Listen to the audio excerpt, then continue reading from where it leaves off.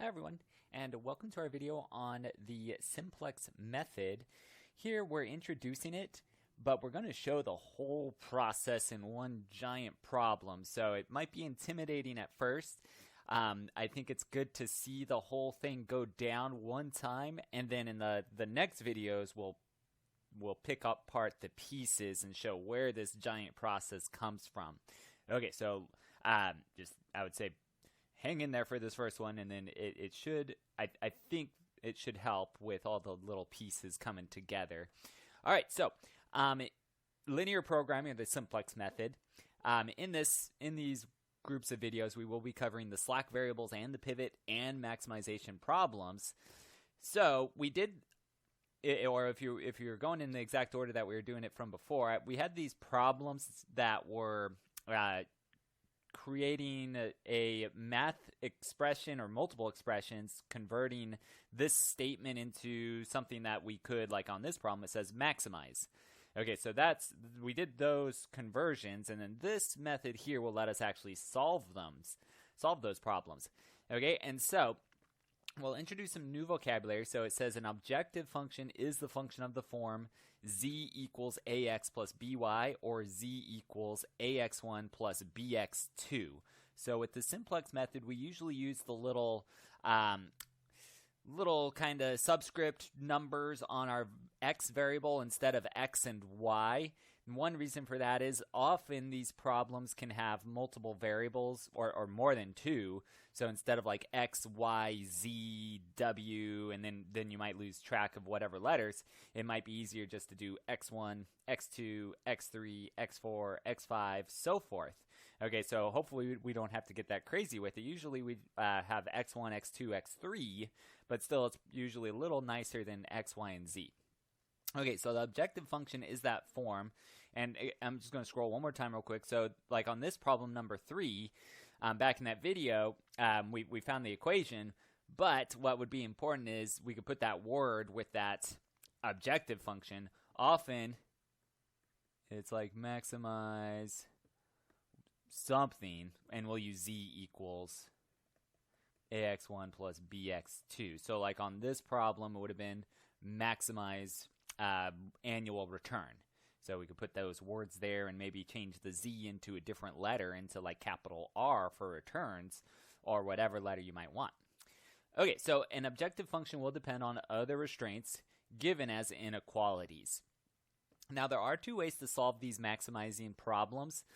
We could graph, okay, and that's not going to be covered. We just have it shown here real quick, and then we will be doing it by the simplex method. If we were to graph it, though, so I just wanted to show how it works. If we were to graph it, so here they graph the lines or the inequalities, and the shaded region is where these inequalities would be true, and where it's shaded darker is where they both are in common. And so what you get out of these, they call them corner points. So all these little corner points are from the graph where they are in common. And what we have, so we can label these, so that's 0, 2. And then this is 4, 0. And then over here would be 3 and 1. Okay, so we get these corner points. And on these points, so instead of x and y as well, we're saying x1 and x2. So we're just changing the variable slightly. And the reason for that is to show, so I just want to quickly show the maximizing. So here's our x1, here's our x2. So we just can label all these points on here. So here's 0 and 2, 3, 1, and 4, 0. So those 3 corner points. And we can plug them into this objective function. So it said to maximize that. So we could do that work to the side. So if it's z equals 2x1 plus 3x2, we can plug these in. So if I plug 0 into that x, and then 2 into the x2, this would eventually give us 6. And then we could continue with it for the other one. So if we plug it in, so that one, so a little too high there. But if we plug 3 and 1 in, we would have 2 times 3 plus 3 times 1, and that eventually would give us 9. And then if we plug 4 in to x1 and 0 into x2, this would give us 8. And so we can see 9 is the biggest number, that's what would maximize it. So this shaded region is where the inequalities would both be true, but we want to push it to the limit there of the shaded area. So somewhere on the farthest out points would be where a maximum would occur. So it's as far away as possible from 0, 0. That's this one. Okay, so the maximum is 9 at those values. Okay, however, so the reason that we're not doing the graphing method, so the graphing method's nice, especially if, I mean, the whole thing's already kind of ready for us. The reason that we don't is, well, if they do more than x1 and x2, and there's x1, x2, x3, then we start having 3D graphs, and if they throw in even another variable, then we can't even graph it. So if it's x1, x2, x3, x4, then we can't graph it anymore. However, matrices can handle more variables. Okay, so that's why we use this method, and the method is called the Simplex Method. Now here's the whole breakdown. So it's an 8-step process written out here, and what we're going to do is show how to do an entire problem now in this video. Okay, so we got plenty of space here, and in the next video we'll pick apart these few little numbers, but I want to show the whole thing first. Okay, so let's use the simplex method to maximize z equals 2x1 plus 3x2 subject to this. So it's the same here. So what we're doing is just going to kind of show how it converts using this method. Okay, so in this first step, we're going to rewrite the objective function by putting all variables on the left. Okay, so our first step, so z equals 2x1 plus 3x2. We're just going to subtract, so it's saying put all variables on the left, so we're just going to subtract these on over. So the 2x1, the blue pin, oh, okay, so there it goes. Okay, so we would minus that over and minus that over. Okay, and we'll put it to be where the x's are first, and then we'll put the z last. So what this becomes, I'm just going to put it to the side right here. So we would have negative 2x1 minus 3x2 plus z equals 0. Okay, so there's rewriting that. I'm just clouding it. We're going to put a lot of stuff together real soon. Step 2 is to change these inequalities into equations, which is by introducing what's called a slack variable. Okay, so we've got these bolded slack variables. Okay, so what we've got with it, so this x, let's go ahead and write each of these again. So we've got our two inequalities. Okay, so what we want to do is make them into equations. So the way that we break this down is, well, we say, well, x1 plus x2, currently this is less than or equal to some number 4. Well, what we can say is if I add something to this, so right now we're saying less than or equal to, kind of focused on the less than. Let's pretend that x1 plus x2 is less than 4. Well, if it is less than 4, I could add something to it, which we call the slack variable, to make it equal to 4. So this is like picking up the slack of these variables to make sure it equals this number. And that's all we have to do. So we introduce this first one, and then this other equation we do a similar thing. We have 2x1 plus 6x2. Now, these again, we're saying, well, it's less than 12 currently. If I add something to it, it would equal 12. Well, similar, but don't do S1. Don't do that. Put a little 2 on it like that. And then it's equal to 12, because we're assuming these two numbers would be different. Okay, so something plus something random equals 12. Something plus something random equals 4. Okay, so there's that.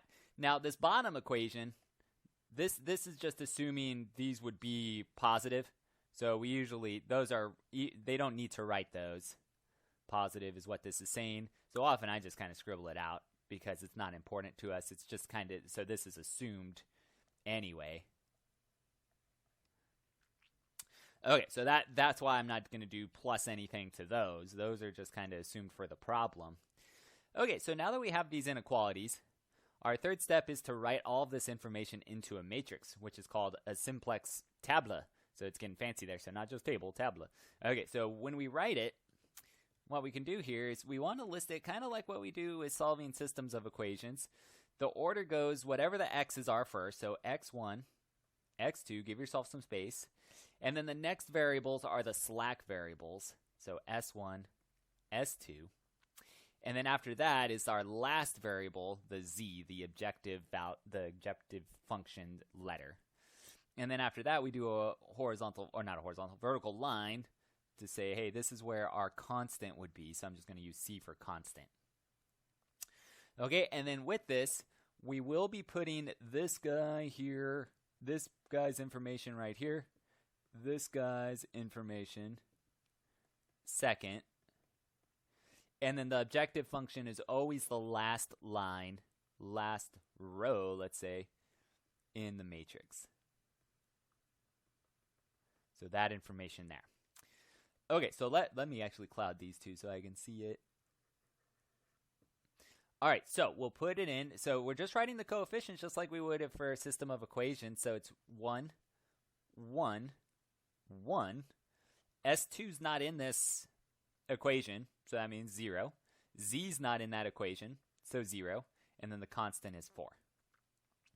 And then our second row, we've got 2, 6. There is no S1, so 0. S2 has a coefficient of 1. There is no z, so 0, and then 12. And then the last row is involving that objective function where we have -2, -3. There is no S1, there is no S2, and then z has a coefficient of 1, and then 0 at the end. Okay, and then we usually do another line like this to show, hey, this is the z information down below. All right, and then as we set these up, we will start to notice a pattern as long as we're doing it correctly. We usually get this diagonal of 1s involved with like these zeros kind of surrounding it. So if you're not getting that, usually something's off. And then just really make sure all the coefficients are good. Okay, so I think everything's ready to go. Okay, so this was our step 3. So that was converting it into that tabla. Okay, now comes the challenging part, so the pivoting. So the pivoting is row operations. Okay, so it's just a different vocabulary for the simplex method. And what we can do on it, so we have to figure out where to pivot, so where to do our row operations. And the first thing we do, so step 4, we're looking at this right here. Step 4 is find the most negative entry.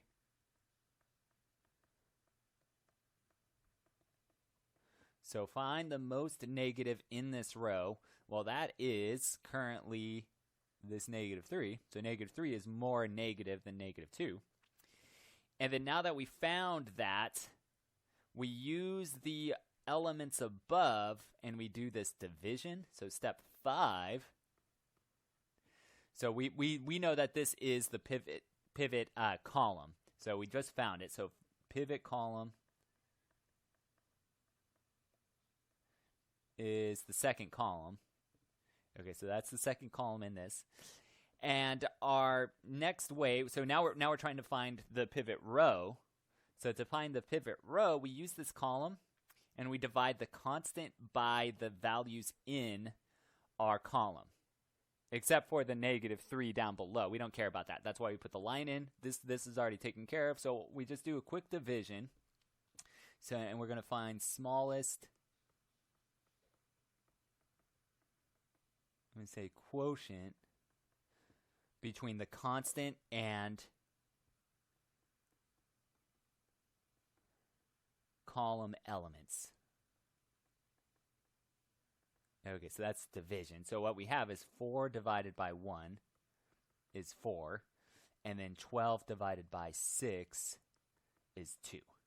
So 12 divided by 6, this is smaller, and that occurred in the second row. So we will pivot row 2. Okay, so we've got pivoting column 2. So I like to, and some like to do like this whole thing. So like this in the purple was the whole column, and then we just narrowed it down and said, hey, this here is the pivot row. So just to show it with those colors there. I mean, we can't do that, but I'm going to highlight it as well. Sometimes they might just say, hey, what's the pivot element? And then we could say, hey, 6 is the pivot element. Okay, so there's different ways to use the same kind of vocabulary. All right, so we know where to go now. Okay, so we did step 4, step 5. Step 6 is to do the actual pivot, which is row operations. And what we do with this, so let me go ahead and let me rewrite this one more time. So we can do it. And what we'll do is just make sure everything's copied the same. Okay, so all I'm doing is rewriting stuff, and then -2, -3, 0, 0, 1, 0. Okay, so there's everything, and let's get that other line there. Okay, so here is our Tabla, Simplex Tabla, which really, again, is a matrix, and all we're really doing is matrix operations. So what we want, let me go ahead and just kind of box this. So this was our element that is the pivot element.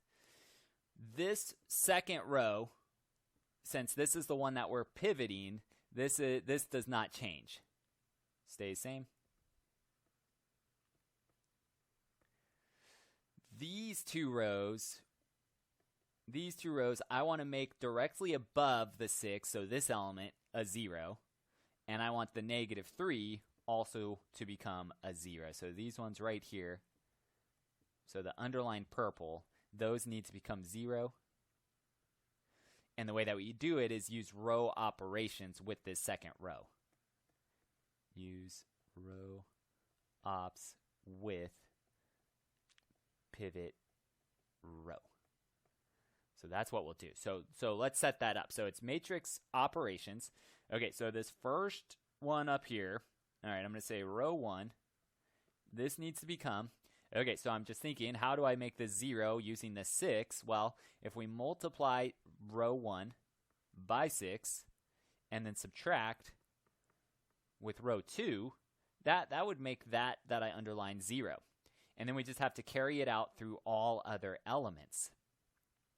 Okay, so let's go ahead and take care of that. Let's put it right here. So I've got, still label these up above for organization. Well, let's go ahead and get that line now. There we go. Okay, and I'm saying this second row will automatically stay the same. And then up above, we need to do this operation. Okay, so very carefully, we're saying 6 of these the 6 of this element, so 6 times 1 is 6, minus 2 would give us 4. 6 of row 1's element right here is 6, minus 6 would be 0.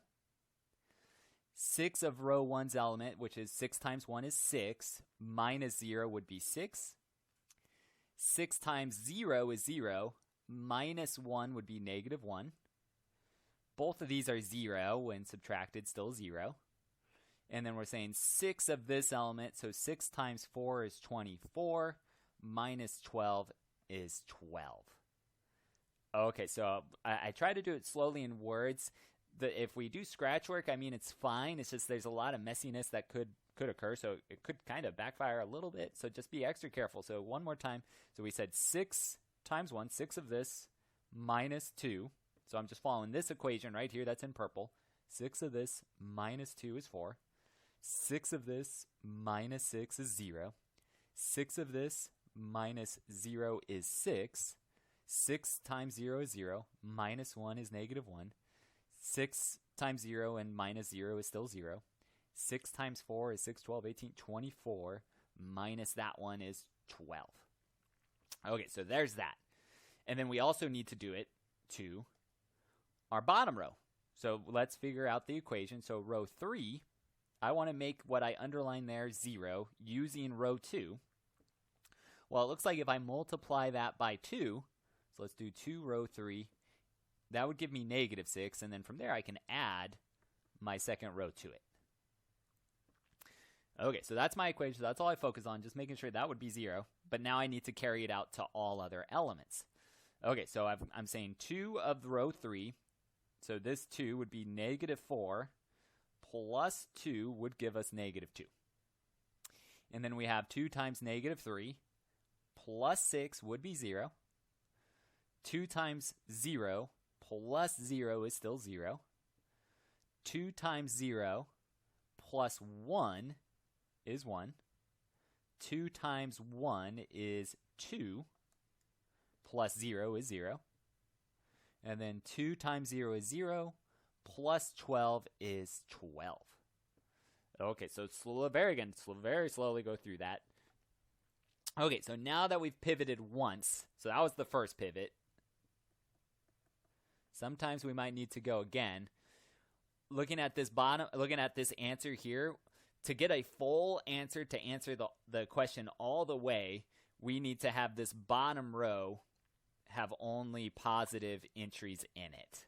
Okay, so we pivot until bottom row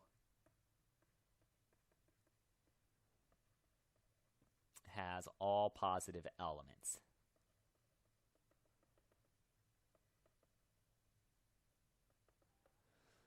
So that means we need to do it again. So we go back to, so this is kind of, so this was big step 6 right there, or from here to here. Let's just go ahead and say it like that, just to list our things here. So we pivoted. And then here's the 7 that I just wrote. Repeat until all entries in the last row are non-negative. So I wrote non-negative. I wrote positive. You can have 0. So non-negative actually is better, because positive means 0 shouldn't be included, but 0 can be allowed. So sorry, let's put non-negative. Often when I think of positive, I just am thinking zeros are fine. Okay, so non-negative. So that's better wording. Okay, because zeros are fine. Okay, so pivot again. All right, so that leads back to, this is like step 4 again, and step 4. Let me actually put this a little to the side here. So I'm going to say like step 4 star, step 5 star. So because I'm going back, but I'm looking at this matrix. Well, there's only one negative. So remember, to find the pivot column, the pivot column is wherever the element has the most negative. Well, there's only one negative, so it has to be column 1. Okay, so we know it's column 1. And then in this column, I'll do the division. So we have 12 divided by 4, and we have 12 divided by 2, which gives us 3 and gives us 6. Well, 3 is the smaller one, so that means it looks like it's row 1 that gets pivoted in this problem. So in this problem, it looks like both the row and the column were the same number each time. That's not always true. It still follow the steps to make sure you're doing the rules. Okay, so we know where we need to pivot. So pivot column 1 and row 1. So I'm just going to box that. That's where that element would be. So column 1's here, row 1's there. So that's where our element is. All right, and then now I'm doing the row operations to make this one here that I'm underlining 0, and this one here 0, using this row 1. Okay, so this becomes, so row 2, we're going to say is, well, it looks like if I multiply row 2 by 2, that would give me 4, and then I could do the subtraction, so minus row 1. So that would be our setup, and let's go ahead and accomplish it. Okay, so this is also kind of step 6 again, or / step 7, so we're just repeating the process. Okay, like before, wherever we're pivoting, whatever the row is that is the pivot row, that will stay the same. So first, let's get our variables. So we've got 4, 0, 6, -1, 0, and 12. So those stay the same. Let me go ahead and get that horizontal line too. Okay, and then now I want to accomplish this row operation. So we're saying row 2 needs to be times by 2, so that would give us 4, minus the above row. So 4 minus 4 is 0. Looks like a 6 a little. There we go. And then let's keep going. All right, this one's saying times it by 2 to get 12. Minus 0 would be 12. 0 times 2 is 0. Minus 6 would be -6. 2 of that one, so it would be 2. Minus negative 1 would be positive 3. So 2 minus negative 1 is positive 3. 0 minus 0 is 0 still. And then we're saying 2 of this is 24 minus 12 is 12 again. And this is also a coincidence that these keep becoming 12. Okay, so it just happens to be the numbers. Okay, whoop, we're getting low on room. Okay, so let's do our second operation. So we need to make this underlined 0 using row 1. So make sure you're using row 1. Don't use row 2. Use row 1. So use the pivot row.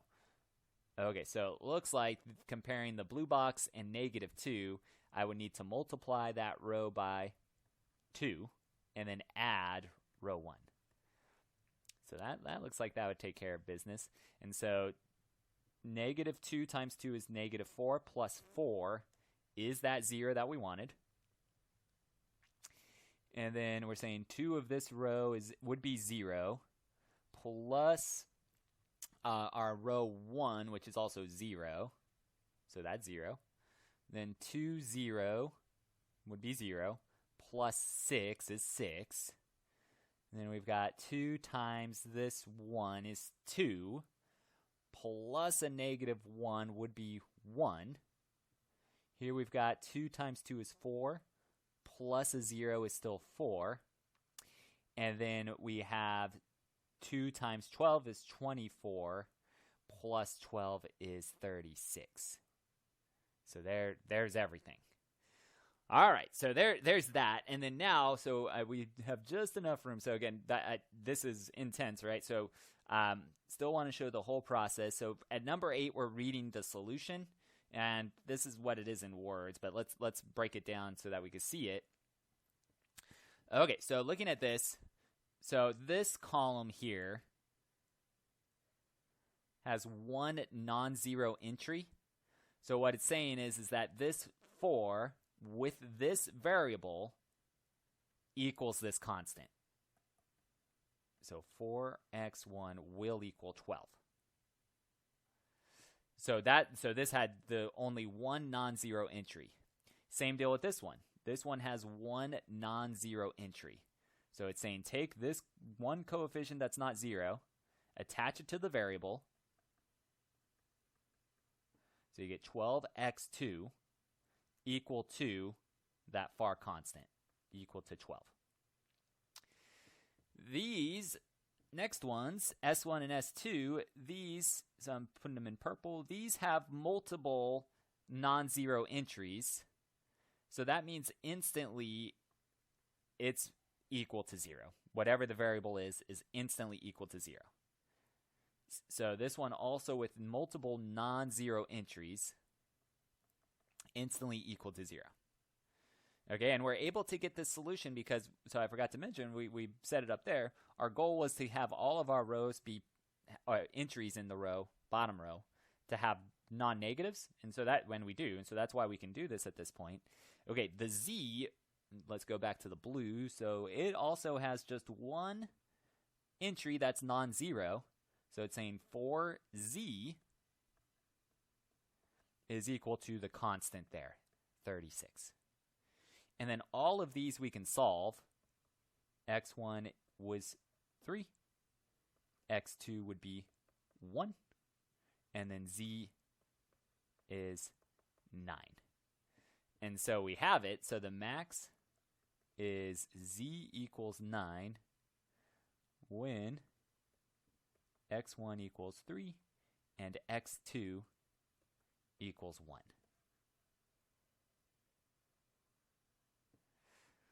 Okay, which is the answer that we got from the graph when we did it visually.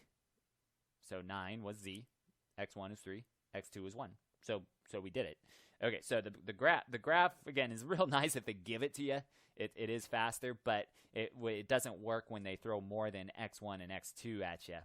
Okay, so this was the whole process. So this one video can take care of everything if you were really following along with it and understanding everything. But at this point, we're going to stop this video and we're just going to break down every little piece to this in smaller chunks. so that you can see them all there. But I think, again, it's kind of nice to see the whole thing first. My analogy is, say you're about to play a new sport that you never played before. It might be good to just kind of watch the whole game first. And then now, so that's what this was. So we just pretend we just watch the whole game get played out, and we're like, oh, okay, it's confusing, but maybe I understand a little bit. And then now we're on the field, and we're saying, all right, we got to make sure we understand this specific rule right now. Okay, and then from there we'll also go back and say, hey, we also need to understand this other specific rule. Okay, so anyway, so that is, so if you got all this, awesome. But we're breaking it into pieces now, so I think it will certainly help. Okay, so thanks for watching. If you do have questions, please let me know, and I'll see you again soon.